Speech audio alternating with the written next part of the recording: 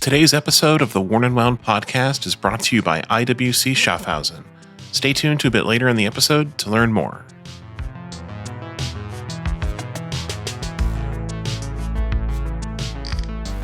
Hello and welcome to the Worn and Wound podcast. My name is Blake Bettner. Don't mind Patrick over there opening that Glen Rothers.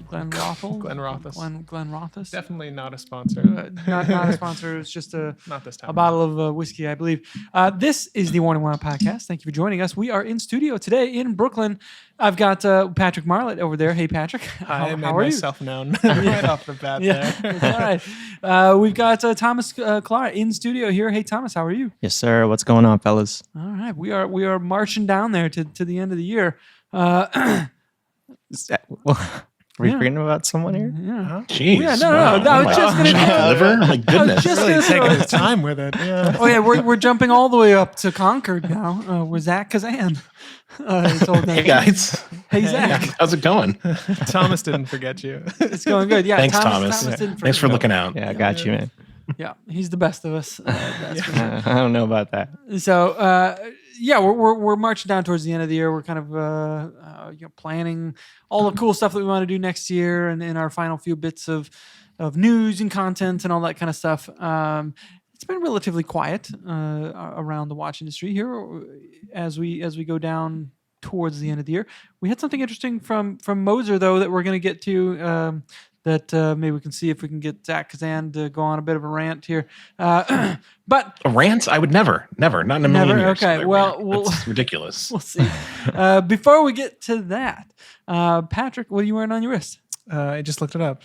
Grand Seiko SBGN027. I was like, the inevitable question's going to happen, and I never remember the reference, but there you go. SBGN027 on a RM Falkland strap. That Which strap I think is its home. gnarly. Yeah, it's just definitely how it was intended to be worn. That's how it's intended to be worn. The keepers are like on the very underside of it. It looks like kind of like a NATO, but like Better? backwards or something. Oh, I'm sorry. I think of a different B word. I mean, maybe. Yeah, I mean, I suppose maybe is it more It's comfortable? questionable. It's really comfortable. It really depends on these keepers, though. Like the green one I have, the threading is like on the outside. It's exposed, so it kind of rubs up against your wrist. This one, they're rolled over, and the threads aren't. The threads aren't. Like, they don't touch your skin. Is what I'm trying to say. This is much more comfortable. It's not a pass through either, is it? It's a single Or is pass. it? It's a single pass. It's very deceiving, Okay. but It it's a looked single like pass. it's so thin. It looked like it was just attached Right. at the lug there. Yeah. Okay, It very cool. adds barely anything. Very sharp. I like that a lot. Zach Kazan, what are you wearing? Wearing a Grand Seiko SBGA 469 today. He didn't have to look up the number. No. He knew it, right? He knows it off the top of his head, doesn't he? Top of the dome. I only know reference numbers that I own, though. I would have to look up literally any other reference number. Okay. Fair. That's Yeah. that's reasonable. Yeah. Like Patrick's is just like alphabet soup to me. I have no idea. Yeah. Same for me. Even the watches I own, alphabet soup. Yeah. Nerds. I'm wearing a 126710 BLRO. So, yeah. Casual. Yeah. I wanted to save you for last, Thomas, so we could talk about that watch. Yeah, for sure. Thomas, what are you wearing? So today I have on the Lorca Model 1 GMT. Mm-hmm. This was a watch that was personally brought into the office by a gentleman. His name's Jesse Marchand. Yeah. He's a musician. Yeah, Right. around the corner from us here in Brooklyn. Yep. A local guy. Local guy. Lovely chap, too. Yeah, for sure. And he brought in a couple of new watches that are coming out early next year. So it's a GMT watch. It's in 36 millimeter case. Is it 36? Yeah, 36. Wow. I yeah. thought it was 37 for some Yeah. reason, but it looks, I guess so. Yeah. It's a great looking watch. Yeah, 36. It's got a steel bezel, 24-hour steel bezel. It's a collar style GMT. And it's got this like nifty little steel bracelet with this like end link with two attachment points to it. Yeah. It's a cool little watch. It's got some vintage vibes to it. But it's cool. I can't wait to dig into this one. Yeah, keep an eye out for more on this. You've got the black dial on. There's a white champagne-ish kind of dial as well that came. It's interesting. And, we see a lot of new watches from young kind of startup brands. And, sometimes you can tell a watch is, like a first design. This has a refinement to it that feels very mature to me. And there's an interesting design to the dial that has like this, like an air of formality to it a little bit. You know, like I kind of likened it to like a champagne glass that my grandmother used to have that I would see as a kid. Like there's kind of like a 70s vibe to it a little bit, but it doesn't like really lean into it, but it's there. It's noticeable. And it really kind of makes it unique. I was gonna say, I don't think Zach has seen this one yet. I'm looking at the picture that Thomas posted on his Instagram right now. It looks great, and I remember seeing this in the press release that was kind of like sent around the office a few weeks ago. And really interesting design. I like that it's like a true vintage size. Like it feels like that's like the right choice for a watch of this style. It wouldn't quite like feel the same, I'm guessing, if it were like 40 millimeters instead of 36. Yeah, there's a real like delicacy to a lot of the details of this watch. Yeah. And it's the case size, right? So it's just like I don't and even. it's only like 11 millimeters thick or Right, something like that. It's nice all I mean, around. can you guys even recall a 36 millimeter GMT? Like, you know, like I feel like I can't even. Yeah, I don't know. recall one. So that's 39 with this one. It's interesting. There's no escaping any sort of QC issues when you have the numbers aligned like to the horizon there. You know what I mean? Like it's aligned well is what I'm saying. But it's interesting. Definitely look up images because it has a steel bezel that has the 24 hours on it. A diamond essentially at the top, 24. But they're all aligned such that you read them straight on. You don't have to tilt your head to make out the number. Not that you ever had to do that, but yeah, it's a really interesting choice. I don't think I've seen anyone else do that. You know what else I like about that watch is the shape of the date aperture. Yeah.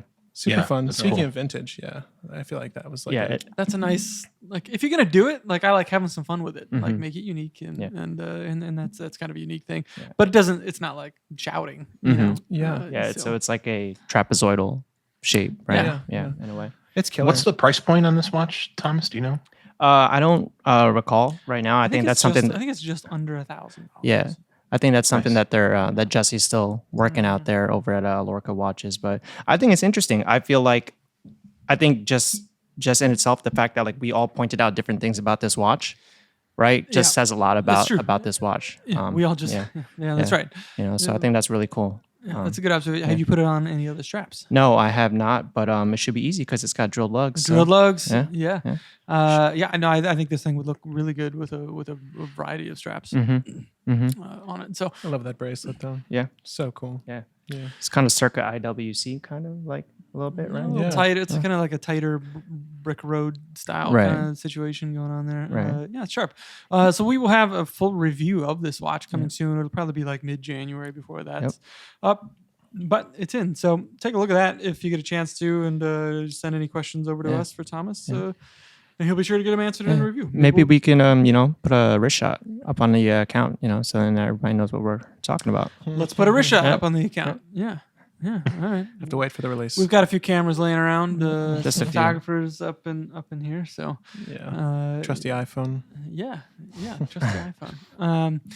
Last week was an auction at Philips, and they had a bunch of their usual, kind of high-end watches that you see at these kind of things. Your 5970s, your 5270s, your slew of vintage Rolexes and new ones, and but there was a 17 watches in here that were for a Time for Art auction it was kind of like embedded within the broader auction, and the proceeds from these sales went to the Swiss Institute, which Zach Weiss and myself had the chance to go visit last week just prior to the auction and see. They had some exhibition like art exhibitions happening there. They've got books you can go and study.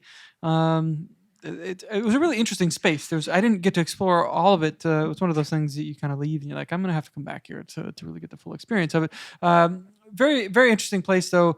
But we had the chance to meet with Martin Fry of Urwerk. And the proprietor of De Bethune, who had they each had their unique pieces that were in the auction to benefit the Swiss Institute. The Debetune was a collaboration with Mark Newsom, and it was an hourglass with the beads in it. A very interesting piece to see in real life. And Urwerk, of course, had their UR 102.2. So the 102 launched because it was kind of one of their first launches alongside the 101. About 25 years ago or something like that. It was really interesting though. It's I think now when you think of Urwerk, you think of these like kind of fully exposed, crazy, exotic dials. But the earlier watches, the 101 and the 102, had a restraint to them. The 101 was kind of a rectangular shaped case that had like a hood that covered most of the top of the watch, and with just a small opening at the bottom where the rotating number discs would go through and read the time. It was the same case with the 102, except that was a circular case. So for this, they brought back the 102 in a slightly revised design. So it's mostly a closed dial. It's just all part of a single piece of the case. And then there's this kind of like a rainbow shaped display where the hours, an hour kind of arches across the minute display there. What makes this even more interesting is the material that those discs are made out of, and they are covered or painted with a material that is very sensitive to temperature changes. So if you for instance have it on your desk, at room temperature, and you put it on, your body temperature will change the color of the disc there. Or if you go outside and then it's cold out, or whatever it may be that hits it, it will influence it, and it will go from blacks to purples and greens, and Roy G. Biv, get a little bit of that action going there all across the temperature spectrum. So very incredible effect in person. We sat there for a little over an hour chatting, and every time I glanced down at the watch, it was a slightly different color. Like it's very, very sensitive. And people were handling it and touching it and setting it on different types of things. So it was constantly changing temperature. Do they have an exhibit of like different temperature pedestals? Well, that would be great. Like, little pieces that you could set it on that would change the. But I found it was most effective. Like if I put it in my hand and then covered it with my hand, like my other hand, to fully enclose it in my hands, like that would like quickly change the color of it. So what color was offered the worst legibility? When I first saw it, it was like a dark brown, almost. But there's still a contrast there, so you can still see it. Right, because the numerals are white? Yeah. Okay. I really enjoyed it when it was kind of between this like kind of purpley greens area. I don't know, really stunning watch. It sold for over $400,000 though. A really incredible result. It's a record for an Urwerk, right? Yeah, record for an Urwerk. It was the highest price achieved by any of those 17 watches in the Time for Art. I think the whole auction, it was not. There was a George Daniels piece in it that brought over 800,000. But anyway, so this watch it's very cool. Zach, I think you wrote about it for the site when it was first introduced. I don't know if you have any thoughts on this thing. I hope that it means that they're going to bring back the 102 in this redesigned case. I think it's really cool. Yeah, I mean, I don't really have much to add. I'm kind of jealous that you were able to see it because it's now, like a pretty historic Urwerk. If you follow that brand, like it's a pretty, it just became a pretty important watch. I think it's a really cool idea. I really like the idea behind this auction in general. Like all of these pieces kind of have sort of like a fine art sort of like twist to them. Like there's a Romain Gauthier, that one's watch so with good. this like beautiful enamel dial, which is like all handmade, and I think it's like a really cool idea. I kind of like this connection between art and watches. I kind of think that watches are little pieces of art anyway, and so like making that connection a little bit more explicit, I think, is interesting.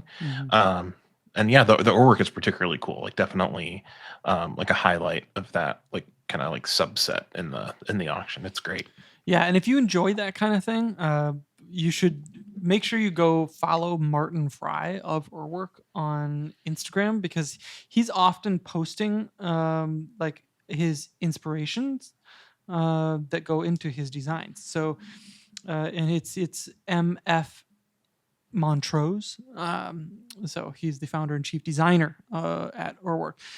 So anyway, so as he's traveling, he will take, he'll have pictures of, weird buildings or shapes or whatever he comes across that he finds like is an inspiration. He's posting about it. So he really makes that connection. And if you care about that kind of thing, you enjoy seeing that kind of thing, he's a great follow. Lovely person as well. Hopefully we'll get him on the podcast here next time he's in town, or we are in Geneva, which I guess that's coming up. Watches and Wonders is not that far away. Man, it's scary to think how right around the corner that really is. What is it? It's 2023? Well, It's in no, March. that's next year is 2023, right? Yeah. So Yes. Yeah. So that's it's yeah, in but next year is 2 weeks from now. and so- next year is 2 Yeah, weeks yeah. from now. Oh man. Yeah. See you guys next year. Oh Yeah. gosh. No, it's at the end of March into April, I think. But there's like public days. There's like days that it will be open to the public this year. So Yeah. if you're Those are the days we need to avoid. I think. I was gonna say. so I if you're never- local to that region of Western Switzerland or Eastern France, definitely pop on over and check some of this stuff out. Or Northern Italy, or wherever you find yourself in that region. That's close to a lot of things, right? Yeah, yeah. So And all of that sounds like exotic locales, right? I mean, it's just like Yeah, they got Burger King over there. they do. Yeah. Oh, they do indeed. Yeah. Yeah, we ate Burger King. I did not. So you guys, You missed out. you guys did. Yeah. We were Man. we were in Switzerland. We had Burger King. And Pretty you had extravagant, by the way. That's a separate podcast, but yeah, it Man. was a fun time. Most expensive Burger King. Man. That's a new podcast idea, though. Trying like American fast food restaurants in Okay. other countries, Exotic fast and food. talking about them. Yeah, for sure. Yeah, Would love that. yeah. I traveled deep. That's into definitely a corner of TikTok, I think. Like It is, there have to be yeah. content Order everything off creators the- that specialize in just doing like the international fast food thing. That's a niche for sure. Yeah, I remember in Basel, Nomos would always do a party at this train station in a different part of town. But we would walk over there, and on the way we would pass by a McDonald's, and I always thought it was like the strangest sight to see. It was kind of like everything else is like very old and historic looking. To Americans, everything looks like old and historic in Europe, right? But it's like a really cool part of town with that train station, and then it's there's a McDonald's. Right, right. So, yeah. Okay. Well, it's there's something else that I wanted to talk about. We can just talk. We can talk about it just briefly. And it is the news from the Metaverse, right? A watch brand called Moser released a watch that it's like its name is Genesis, but it's in binary, so it's a whole bunch of like ones. It's like a string of ones and zeros. Which I'm not going to repeat right now. But this is a watch that is basically a QR code. The watch is a QR code. It doesn't like have a QR code on. Remember Bulgari did that Octo with like the code on the thing? That like had a QR code on it. This watch is a QR code. So are you saying that the bezel that is like 3D printed, like that is part of the scannable QR code? I just All want right, to state so that there's I. like- hold on, Right? guys, hold on. I- We just scanned. Okay. So Tom was on Instagram, and I'm like, let me see this QR code. And iPhone has a QR widget, and I scanned it, and now I'm on hmoser.com for their new Genesis, which is the exact watch we're talking about. It's kind of cool. And I guess Yeah. it's self-advertising. I thought I Yeah. was going to get rickrolled there, but I guess this is cool too, I guess. So this is like the most. This is a very Moser meta watch, of course. And if you follow Moser, they like to kind of go off the beaten path with stuff like this from time to time, quite famously. So I think this is kind of another one of those watches. But I think this is like the first of 3. I think. Oh, is it? There's going to be more? that are going to be a part of this. Why do you say it like that? You're a little excited, God. why don't you? But so look, at times in the past when Moser would do this, there was kind of like an irreverence about it. This feels a little bit different than that. Zach, you're a Moser fan, right? I'm a huge Moser fan. If you were to ask me on any random day what my favorite watch brand was, like there's a pretty good chance, like if you caught me in the right mood, I might say Moser. Okay. Like Okay. they're like I hold them in that high of an esteem. Okay. So this Genesis is going to be 50 of them. It's a part of a complete ecosystem that offers blockchain product authentication, exclusive privileges enabled by digital asset ownership, and a metaverse space intended to both showcase its products and benefit its customers. How do you feel about all that? Well, I'm not interested. I'm not particularly interested in the metaverse. I fail to like really fully grasp that. I think several watch brands have like tried to kind of like bust into the metaverse niche over the last like year or so, and I haven't really been particularly compelled by any of them. I think like blockchain is potentially an interesting way to like verify like authenticity or ownership of a watch. I don't know. That also kind of seems like a solution in search of a problem. You know, like I think like we've been doing this for a long time with paper, and like that's mostly okay. Maybe not. I don't know. Certainly not my area of expertise. This watch, like it just doesn't like look aesthetically appealing to me, like because of that bezel. That it's titanium. It's 3D printed titanium, correct? That's right. The bezel, which is like kind of made to look like a QR code, basically, like a digitized, like pixelated, you know, kind of like motif. And then you've got the QR code across the crystal, and it's a Vantablack dial. Is that right? Yeah, that's right. With a set of hands under there. Right. Right. You can barely tell, but yeah, they're there. Yeah. So like my thing is like Moser is a brand, like they made a watch out of cheese. Yeah. And they've already made a watch with no hands, a minute repeater, tourbillon with no hands and a Vantablack dial. I wish they had kind of like gone all the way and just not made any hands on this watch and made it so that like when you scan like you have to like scan the QR code to like get the time. That would have been a fun. Yeah. You pull your phone out, the time is glaring at you. You scan. That would have been a fun troll. That would have been like fun. That would have been amazing. That would have been hysterical. Right. And like I also think, you know, I don't want to like I'm not like inside like Moser's head or anything, but like that seems like a Moser type of thing to do just based on some of these other watches that they've made. Like again, the cheese watch. I'm with you there. But this is just kind of like hard for me to see the appeal of as a watch.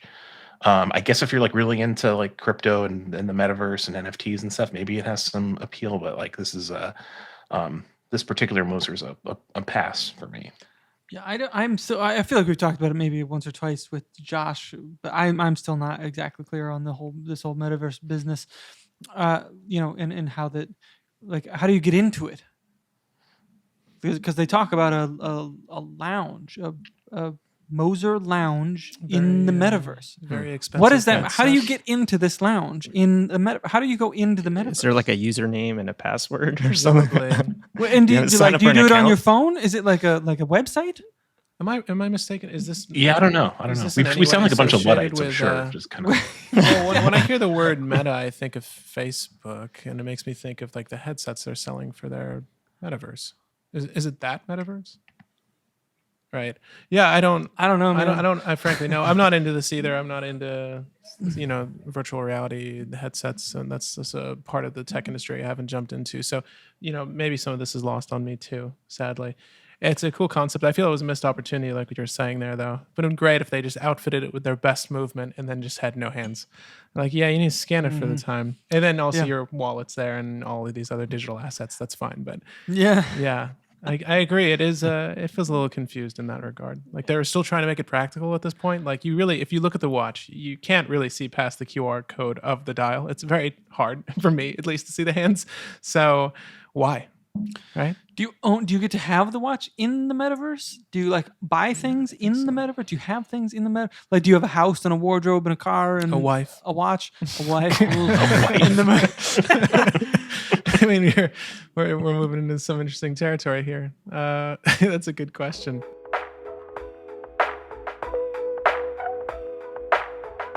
This episode is brought to you by IWC Schaffhausen.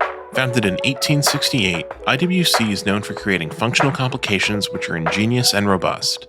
The Pilot's Watch Chronograph 41 in bronze builds on the brand's mainstay chronograph format for enhanced durability in an easy-to-wear size. The watch's case, pushers, and crown are made of bronze containing aluminum and iron, making it 50% harder than standard bronze. A blue dial with subdued white printing and gold-plated hands offers a perfect complement to the case's eventual patina, and IWC's Ease Exchange technology enables the wearer to change the strap with the simple touch of a button. The Pilot's Watch Chronograph 41 Bronze is an ideal keepsake for either yourself or that special someone this holiday season. Visit IWC.com to learn more, and be sure to follow them on Instagram at IWCWatches_US for the latest releases and news.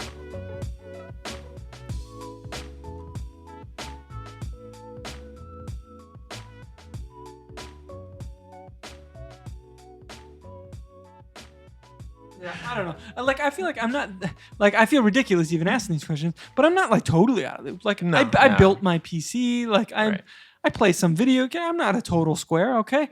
But this stuff but I'm not on Facebook, so I don't understand if the metaverse thing is happening there, then maybe that's why I'm like out of the loop on this metaverse thing. If you know what the metaverse is, enlighten us, please. If you know what the metaverse is, please tell us. Please help. Are you in the metaverse right now? Do you need help? Let us know. That would be fun to do a series of videos where we visit the metaverse and share these experiences with audience members who might also equally be confused. Be like, yeah, let's visit the Moser Lounge in the metaverse, and we'll take you there. You'd say that like you like get on a plane and go to the metaverse or something. We're in our pajamas in our living rooms for this whole shoot. I mean, I imagine it happens on a screen attached to your face, right? I mean, a screen attached to your face. Yeah. Because it's all virtual. Like reality. a VR headset. Right. That's what Full virtual experience of H. Moser's The Lounge. Very, very rare Swiss chalet. Man, I don't know. Remember when the 3D movies were going to be a thing? I'm going to see Avatar this weekend. Oh, yeah. We're on the eve of a huge 3D movie. Yeah, I was going to say. I don't pay attention to Avatar stuff, but like, do you remember like when it was Cameron? Do you remember when like don't sleep on James Cameron. Have a little respect for Big Jim. It's gonna be good. Look, all I'm saying is when I remember when the 3D movies were like, this is supposed to be like a big thing, and I went into a movie to try that out. And which one though? I don't remember. And I put the deals on my face, and I had to it leave Clash in of the like Titans? 10 minutes because I was about to throw up. Like I had like a headache. And there are some movies that are specifically shot for 3D though. Like there is actual gear that renders it such that it isn't as nauseating. Right? I fully suspect when I saw Avatar the original in theaters, and it's funny because I actually just treated my fiance to watching Avatar. She'd never seen it, and it was a fun experience in 2D. But watching Avatar, the original film in theaters in 3D, was kind of mind-boggling at the time. It's over 2.5 hours long, if I'm not mistaken. And scenes, the way they rendered everything in 3D was really astounding. So I'm very excited to see this, The Way of Water, I believe, in 3D this weekend. All right, I'm not going to ask you, Zach Kazan. I've not seen any Avatar movies. I don't know how many of them It's there the are one. now. Do I watch any of? Should I watch any of these things? Oh, are you going to let me just cook on Avatar for a second here? Because I've got things to say about Avatar. About Avatar just in general? So here's the thing. I think you should definitely see Avatar. Avatar's like one of the most like, it's like successful in terms of box office movies ever made. Number like one. if you want to be part of like the cultural conversation around movies, like you should see Avatar, like it's an important movie just from a historical. I haven't seen perspective. Speed, but I've seen Avatar, okay? Have you seen this movie? Yes, I have seen Avatar. Okay. Not in 3D though. Well, I was so They've got to make 3D I agree with glasses Patrick. more In comfortable. 3D, Avatar Better. was like a really immersive, like fun experience, and I'm looking forward to the sequel. I think it's kind of like in fashion for people like of my generation, like kind of like late 30s, early 40s, who like maybe saw Avatar in the theater, like as adults to kind of like rag on it a little bit, but like man, like it's a big spectacle, and that's what like movies like this are supposed to be. Yeah. Like it's fun. Yeah, I'll just one more aside. The scene where they this doesn't spoil anything, but they're essentially in a cell block. They're captured in a cell block. I remember seeing that in 3D, and I'm like, man, this is really revolutionary because it really felt as if they were in this blocked cell. It was the smallest moment in the film, less than a minute. But that was the scene that really tipped me off to 3D. In general, I'm like, this is amazing. And then nothing I watched in 3D after that was as good. The George Clooney film, Sandra Bullock, George Clooney in space. Gravity. That was good in 3D. Yeah. But yeah, just those two, really. So I'm excited for this because I've been let down by a lot of 3D experiences. So that's not my jam. What is there? Should we do a time on screen on that? Are you gonna do planning? Is there any good watches? This watch is made out of unobtainium. Yeah. I don't see a time on screen avatar in the offing, but who knows? Maybe like if the time on screen fans want an avatar conversation, maybe we give that to them. Right. Okay. But, the sundial they use in this scene. it's not on my long list. Speaking of, we got something nice from Nomos today. That's right. And it's this ring. It's this ring, and it's got the months on it. You rotate a little hole in the middle, I think, where you are in the year, and then if you go outside and shine light through it, it will shine on the time. Am I thinking of that correctly? No, I'd rather just scan a QR code. Yeah. No, I don't know. This is the opposite of What Moser QR code is. Metaverse stuff right here. Here's a ring. Yeah, it's pretty cool though. The 3 dots hit the anthill. Yeah, that's curious. I've never seen anything like that. Yeah. Anyways, thank you to Nomos. This is pretty cool. We'll put a link to these things down below. I don't know if you've seen these things, Zach, or if you've heard of these things. These rings that they make. I think I have. I don't know if I've seen one in person, but like I've seen photographs of that. It's like a little sundial. Or, Yeah, that's or you something. saying that made me like kind of reminded me like, oh yeah, Yeah. I have one around my neck right now. Yeah, when the Rolex so- stops working, Exactly. the Nomos ring. Yeah. will There you be- go. You know, you have to wind this thing, Oh, heaven forbid. Patrick. You have to wind it. So accurate. I was curious. Go ahead. Okay. Where are the second hands compared to each other? Close. Okay. Actually, and, no, spot on. But I'm about to hit 15. Yep, 15. And that's exactly when that did it as Right. well. Okay. This is great content for a podcast. Sorry, anyways. I feel like we're always butt heads about quartz versus mechanical. I'm happy for that. Yeah, no, it's natural. It's good. It's my natural enemy. All right, Patrick, we've been talking about some of the, you may have noticed we've got some of the end of year content on the website right now with contributions from a lot of us on the team. One that just went, the last one that went live, I think when this goes up will be our favorite purchases of the year. Oh, wow. You have not contributed to that article. Did I not? No. Do you want to? Is this your Did public? you? Is this your public ask? No, I don't. I Okay, don't know. I well, didn't get an email. If you want to, you can. But otherwise, I was going to give you a platform right now Oh. to tell us about your favorite purchase of this year. Does it have to be watch related? Yes, it has to be watch related for crying. Okay. I was like, that PS5 is sweet. It's actually just okay. I barely touch it. God of War though, that's out. You got a PS5? And I don't play it. I play the Steam Deck you sold me earlier. Oh this yeah, year. yeah. I mean, I guess I'm wearing the watch on my wrist. This was a new acquisition, but it's the Seiko, this Grand Seiko. So, and it's sort of, it did not start, and actually that's a lie. It would be my SBBN 045 because that started me on this quartz journey. I'm happily. It changed your life. It turned. It really did. Yeah, It's, you hit the next level of awareness in your watch That's collection. right. Change your life for the better. Yeah. The tick, that The subtle tick. tick. Wow, okay, Really okay. got the gears turning in my head. Yeah. No, I would say it's the Seiko tuna, and I've owned. I would say that's my third tuna. I had a field tuna a little while ago. I think I utilized the 6R 15 or 45. I forget the particular movement in that reference. And that was a little bit of an oddity, and they're hard to find now. Really lovely watch. And before that, I had a previous SBBN tuna, and I got rid of both of them, and I can't really reason with you as to why. And I've always missed the watch, so I wound up buying one earlier this year, and I mean, I just love it so much. It's hard for me not to wear it, honestly. But I'm actually adding more watches to my collection that contend with it, that are equally as enjoyable for me to wear. I think it's probably the best tuna to date as well. I know the sapphire crystal on it is very appealing for a lot of people. I know, when you spend whatever it is, like it's over $1,000, that much money on a watch, people expect certain materials to be used. So, they're definitely people pleasing with the sapphire there. Hard Lex has never really given me an issue, but it has it all for anyone who wanted a tuna, and the same 7C movement they've been using for years, and it's fantastic. I love that watch. Yeah, it's interesting you say that about the materials and the expectation of like It's true. sapphire, Swiss movement, Right. and these things. Like, Right. I can't remember the last time I thought about any of that cared, stuff when right. I bought a watch, or that it is ever influenced a watch that I bought. And someone was trying to sell me on a watch the other day for some editorial coverage, and in the terms that they used were, well, it has a Swiss movement. And it, and it was just such an odd thing for me to hear. I was like, what? I don't Yeah. care. Where the, there are really cool watches that have not Swiss movements, and that doesn't bump it into another level of like, oh, well, it's got a sapphire crystal and a Swiss movement. Like, Yeah. that makes it really interesting. Like, Yeah. no, I don't, is it a cool watch? Is it an interesting design? What's its point of view?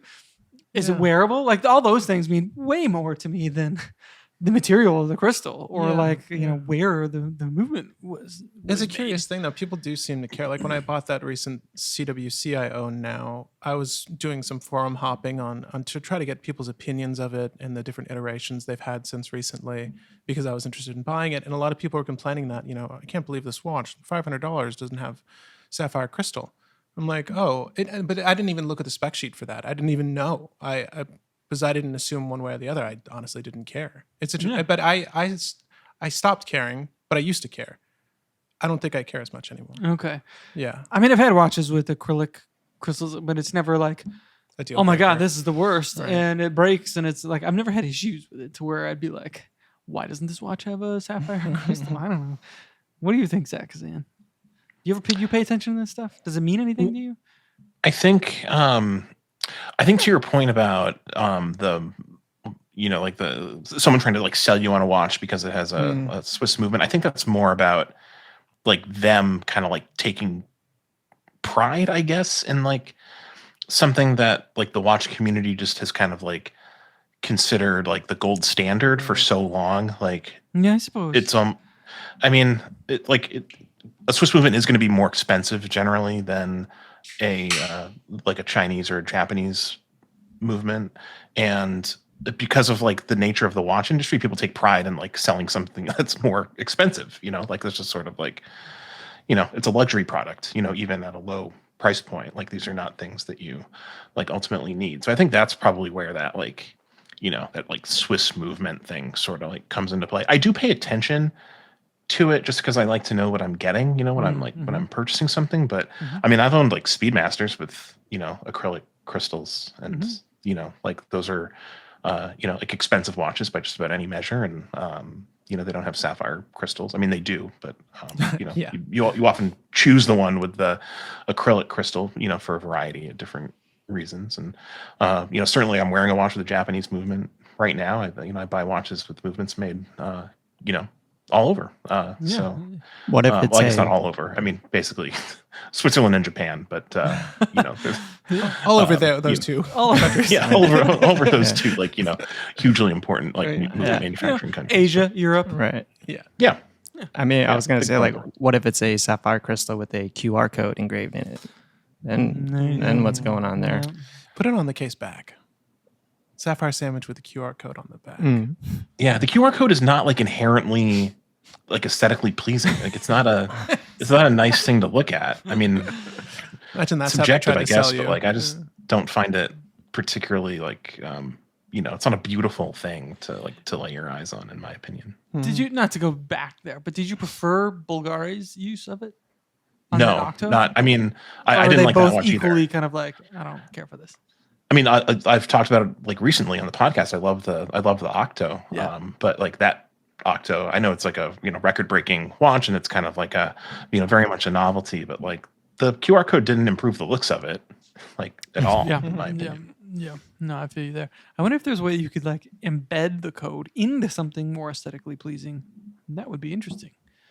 I have a question. Like, so watches are meant to be these like permanent objects that are just, meant to last forever. But do you think we'll be using QR codes in like 10 years or even like 5 years? Like when we have like moved on to something Yeah, so else? that's an interesting point, and something specific comes to mind. The car manufacturer Bugatti, right? Their new Chiron because it's not really new anymore. It's been Yeah, around for a yeah. little bit. There's no touch screens or anything in it. And I remember when it came out, like a journalist commenting on it, and Bulgaria's response, or sorry, Bugatti's response was like, well, we want our cars to be timeless, and we think about them in like the span of generations and like centuries. And there's no way that like the touchscreens that are in all the cars right now are going to look like good or be relevant or anything like that beyond 10, 15, 20, 30, 40, Obsolete, 50 like, years from now. Yeah. So we don't want to Yeah. put that stuff in our car. We want you to hop in our car in 50 years from now and still think, oh, this is a beautiful thing. Like if you step into a beautiful car of theirs from, 80 years ago or something, you're like, oh, this is really beautiful. You wouldn't see like things specific to that Yeah. era. I don't 100% know. agree with Like that. you get the point. Yeah. Yeah. For sure. That applies to watches equally too. Well, agree. I think that's what Zach is saying here, right? Yeah. Like, there's no way it's gonna. Like in 10 years from now, you would look at it and be like, "What? Have we moved on to a new standard? Like What the hell is this?" QR is Like done, maybe there's a and- more attractive version, or maybe there's something else. I mean, I don't know. Yeah. Don't ask. Yeah, us. there'll be some other way to like, scan information with a portable device, and like, like QR codes are, a relatively new invention. Like I don't know when they've like first kind of like popped up and like they became commonplace, but like everything in this kind of area is like, improved upon incrementally, and like there'll be something better, more discreet or whatever at some point down the line, I'm sure of it. Every restaurant I go to nowadays, I feel Right. like I have to do the thing. Yeah, it's funny. Do I you, got do you have like a piece of paper? Yeah. I went to like a Yeah. mom and pop kind of style diner for burgers. Like I saw this. We had family visiting the city recently over the weekend. I went and they put down these booklets. They look like booklets. They're just big menus. It was brunch. So I'm like, oh, I'm excited to look through this. Open it up. iPads everywhere. And if they ran out of iPads, there was a QR code in the middle of the table. It was crazy to me. I'm like, man, there's like a statue of Betty Boop over there, and like the guy's making malt shakes, and you're like, it's not really that era anymore, I guess. Yeah. They're not even trying to pretend. Yeah. Yeah. It's like that movie with the McFly guy, right? Like Right. when he goes into the diner in whatever the future it is, 2015 or something, Oh, way gosh. beyond, right? Back to the Future, I think, is the movie That's the ticket. franchise. Yeah. you're thinking Yeah. of. Yeah. Yeah. There's no QR codes in that one. In Back to the Future too, Right, Are right. there? I feel the same way about like luxury smartwatches. Like I would never want to invest in, no offense, Tag. Like I wouldn't want to buy a Tag smartwatch. Like it's going to be obsolete in a year. Ouch! You just had to call out tag. Just put Yeah. Tag Heuer Putting on you guys on the blast. spot. Drive by on tap.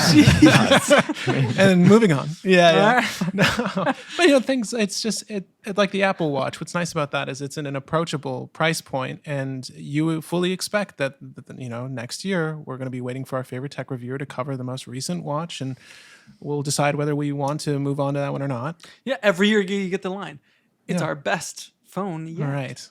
It's the best iPhone yet. 2% more It's battery the life. best of, and like technically that's correct. Yeah. Yeah. So Easy claim to make. yeah. Thomas, what's your favorite purchase of the year? Watch purchase of the Watch year. purchase. Apple Okay. Watch, right? Right. Are you about the Tag? Don't tell me. Well, I have the man, tag you on your listen- smartwatch. On the other I wrist. was Yeah. really excited about that. Sorry. You can still be excited. No, it wasn't a Tag. Okay. Smartwatch. This year, I was fortunate enough to buy a Doxa Sub 300. It was the 50th anniversary, the Shark Hunter, aka the White Shark. So, this was a watch that I've been kind of eyeing for a while. And previously, I had owned a 50th anniversary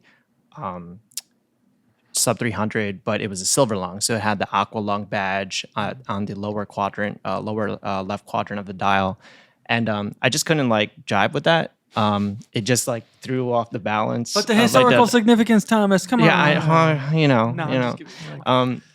but yeah, so that Doxa Sub 300 Shark Hunter kind of came across my radar middle of the year, and it was kind of like a situation where the photos were kind of blurry. Oh. There wasn't a lot of information on it, and it took a lot of questions and prying Okay.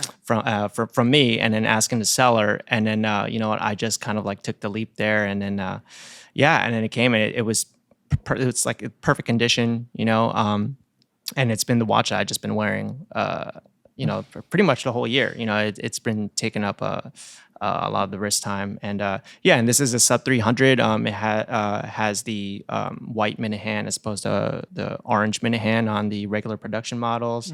It sans It's got the better font, right. Not better, but the more kind of like old school. Right, font, exactly. Yeah, it sans Aqualung badge on the dial, and it's got the signed Doxa on the crown, as opposed to the Jennyfish logo. So I mean, I really like It's it. You know, it's not, the Doxa's not for everybody, but it's just like cool because like, you know, I think Windup is a perfect example. You know, you just have that on, and then someone sees it on, and it's just like, it's like one of those like, oh, okay, let's chat about It's it. got that cool factor for sure. yeah, Like absolutely. I always Yeah. stop to look at a Doxa. They're one of the most handsome cases. Yeah. And the bracelet on that in particular. Right. That Vita Rice bracelet's Yeah. really cool. Yeah. No, it's a fabulous looking watch. Yeah. I love those things. Yeah. And if I'm not mistaken, they took the Aqualung, the black lung logo off the thing because it was kind of an eyesore on the dial. It famously did not last long on the original dials, which is what made them so rare in the first place. You know, Right. it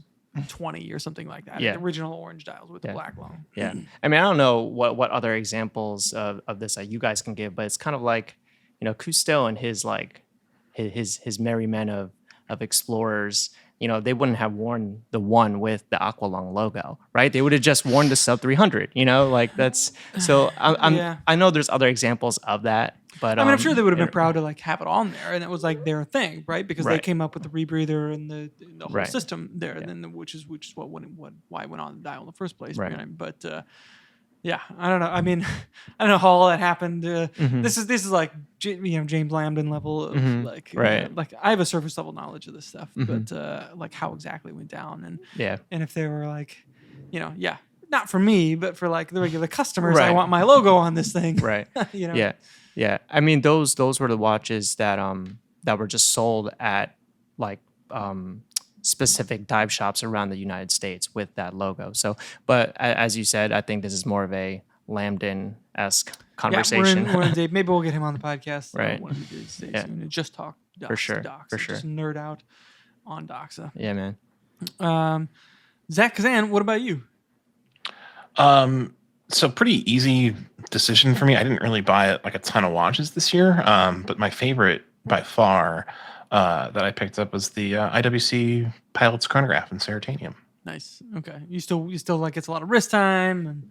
Oh yeah, I wear it a lot. I happen to be wearing a different watch today, but like I wear it like most days now. I would say, and yeah, I just love it. It was a watch that kind of surprised me a little bit when I saw it at Watches and Wonders, and I wrote about this in the piece that went up on the site. But I went to that IWC meeting, kind of like mostly interested in seeing the ceramic chronographs that they had that they released. At the show this year. Those are kind of like the marquee releases for them. And the Seratanium chronograph was really like not on my radar because in the press materials for it, like the renders were just really not representative of like what the watch actually looks like. It really kind of made it look like sort of like what you'd call like a typical murdered out like all black watch, and that's really not it at all. Like it actually has quite a bit of contrast in it, and the case has like a like more of a gray tone to it than a black tone. And I just really liked it like immediately, and put my name on a list when I got back home to see if I could snag one at some point. I did not expect to get a call anytime this year for it. I kind of a pricey purchase for me, so I had to move a bunch of stuff to get it, but I have absolutely no regrets. I absolutely love the watch. Well, I'm happy to hear that. Yeah, that's cool. And you should expect that stuff because you're kind of like a big shot in the industry. So special treatment. I host a Time on Screen podcast. So yeah, he you're right. hosts the Time on Don't Screen you know podcast. who I am? Yeah, Where's my name on the list? yeah. That's right. That's what he walked into the IWC booth in Switzerland and was like, "Hey, I'm gonna need that. I'm thinking about buying this I'm now. gonna need that." Yeah, This is for display, sir. that's right. That watch is an absolute banger. I is. love that watch. The Tribute to 3705 is a watch that definitely still like lingers in the back of my head like often. I like that watch a lot, that's a good and there is a quality to that material that is very difficult to describe. Yeah. I mean, just like you, like I remember seeing pictures of that watch when it was released and kind of glossing over and stuff like that. But seeing it in person and wearing it around, it was like, wow, this is really cool. I like it quite a bit. So I'm looking forward to see what they do with that material moving ahead. Hopefully something cool. I don't know, but yeah, congratulations again on that watch. It's an awesome one. Oh, thanks. Yeah, no, I love it. It's just incredibly satisfied with it, and like I said, easy pick for favorite pickup of the year. That's so cool too. Like, having seen it the one time, had the opportunity to buy it, and the fact that it still stacks up, that's really awesome. So many times that you go through that process and it doesn't, so it's awesome that you still love it, because you've had it for a while now too. Yeah. Like 6 months or so, I guess. I picked it up in the summertime, so cool. Yeah. How about you, Blake? What was your favorite purchase of the year? Well, it's tough. I mean, there's a few watches. I don't think I bought too many watches this year. Did I? It's all relative. Citizen, DMP. I bought the Citizen, that ashtray watch. Right. That's definitely like one of the funky fun Formex. The Formex, yeah. Seiko SPB. Yeah, the 317, that's up there with them. I really adore that watch. The SPB 317, despite its current state issues. So Zach, I don't know if you know this, but I traveled with it like through an airport, and it went through like one of those scanners and all that stuff. The watch was telling time just fine, and now I get back and it's like 15 minutes a day fast. You mentioned that. That's a risk, unfortunately, when you travel with a watch. I think sometimes like those scanners can like do a number on it. Yeah, I have to find a degausser around here. I know we got one laying around somewhere, and then give it the old business. But I still like that watch quite a bit. So we'll have more on that, like a full review on that watch coming relatively soon to the site as well. But I replaced my Daytona this year with another Daytona, and I the old Daytona for Daytona. The old Daytona swap. Yeah, you guys know. And even it's the exact same dial and material. So, but I think it really comes down to that Tudor Black Bay. I think is a watch that has kind of like, I liked it when I saw it at Watches and Wonders, and one came across my radar that I picked up like relatively on a whim and started wearing it around and like really grew on me to like where I really like this watch. Talking about the Pro, right? A bit. The Pro. Oh, yeah, that's sorry. that's the Black Bay FXD. Pro. Well, the FXD was the year prior. Both 2021. You got a 22, sir. Yeah, but the 21 I think is that's like when I got into that watch, and that's probably my favorite purchase of the year prior. Maybe, but I like both of those watches. They both have kind of like a weird personality about them that sets them apart to me from like normal Tudor watches. Like that Pelagos 39, totally love it. It's absolutely awesome. But there's nothing like weird or strange about it. Like the FXD, the Black Bay Pro, there's something like slightly off about them that I find kind of enduring. So I appreciate that about what they're doing, and I like where they're at. I like that they're doing things like slightly unexpected. Maybe we should do another predictions type podcast episode where we predict what we might see coming out of some of these brands going into next year. That would be kind of fun. But it's certainly like, I guess I wasn't surprised to see a GMT like this, but how they did it, I think, was not like really what I was expecting. So I think it worked out really well, and it's a watch that I still enjoy wearing to this day. It's not my only GMT, but it could be, and I'd be perfectly fine with that. So I'm curious. So you said it's not what you expected it to be. What were you expecting? Like what does the Black Bay GMT look like? To me, prior to the Pro. The Black Bay GMT, like the one with the Pepsi bezel and that one, like it's the bigger case. Like that, something along those lines, right? And I don't particularly care for that watch at all. Like I know it's popular and all that. It's just not my thing. Mm-hmm. That was the kind of like predictable stuff. Right. This maybe a little bit less. So I guess in some ways, in hindsight, Mhm. maybe it shouldn't have been, Mhm. but it's more like the little details, right? Like those like ceramic blocks of loom Right. and their color and the shape of the GMT hand Mhm. and this 39 millimeter. Yeah. Just like kind of the small details Yeah. that push it into that territory. The steel bezel as well, me. as opposed to. Yeah, I mean that one, like it's not totally out of left field, obviously, but I like it. I like that it's on there, just like yours. Like that watch, I'm then like really enamored with. By the way, every time I see that on your wrist, I'm like, yeah. There's another Grand Seiko too that we've been talking a lot about Yeah. lately, which is that man. Evolution 9 Yeah. GMT that we saw. yeah. In Watches and Wonders Yeah.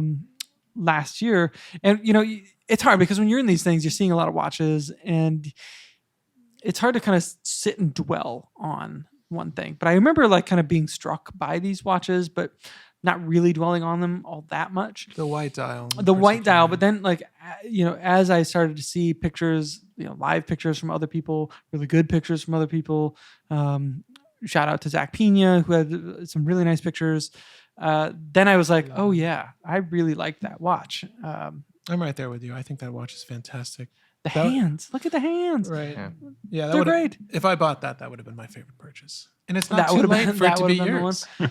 Yeah, maybe it will be. We'll see. I mean, I've been wanting you to get a Grand Seiko since I know I started here. We're getting there. I feel like it's an inevitability this So good. coming year. I maybe would have said that last year too, and here we are. Like I'm just not mature and classy enough to have a Grand Seiko in my collection just yet. So I'm getting there though. If you guys would just bear with me. So what other Grand Seiko kind of lingers with me is that SBGE. Which is another kind of sport case GMT of theirs. I think it's 40 millimeters. Yeah, that's those a are sharp cool. watch. I like that one a lot. So, all right.